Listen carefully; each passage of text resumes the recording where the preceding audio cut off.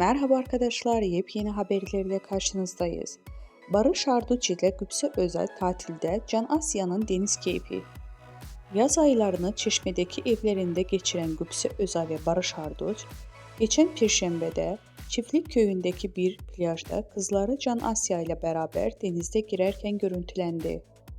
Can Asya bir annesinin bir babasının kucağında serin suların tadını çıkardı. Gülse Özal ve Barış Arduç bebeklerini otomobil görünümlü deniz aracı Jet Car'a bindirdi. Barış Arduç kızını bir an olsun kucağından bırakmadı.